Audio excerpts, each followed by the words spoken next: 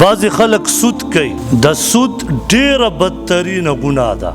یو ویډیو کې مې کته یو کس مړ شوی وي خو هغه په دنیا کې سود کو، نو خلک دغه قبر ته لاړ شي 2-3 ورځې بعد چې وګوري په قبر د پاسه چینجي پراته یو 2-3 چینجونه بشمیره د شمیر نه وتی دي.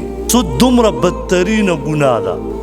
ګوره مونځ نه کې الله پاک د جنگ اعلان نه کوي، زنا کې الله پاک د جنگ اعلان نه کوي، روزه نه نیسي الله پاک د جنگ اعلان نه کوي، بدنظری کې الله پاک د جنگ اعلان نه کوي، سړی قتل کې الله پاک د جنگ اعلان نه کوي، د بل مال خوري الله پاک د جنگ اعلان نه کوي. اگر چې لوی لوی ګناهونه دي خو لیکن دا سود دومره بدترینه ګناه ده، الله پاک د جنگ اعلان کوي. الله فرمای فإن لم تفعلوا فأذنوا بحرب من الله ورسوله. الله فرمای ماته او زما پیغمبر ته میدان جنگ ته راوځه چې ته سود کې. دومره بدترینه ګناه ده سود. الله دې موږ او تاسو ته بچ کړي.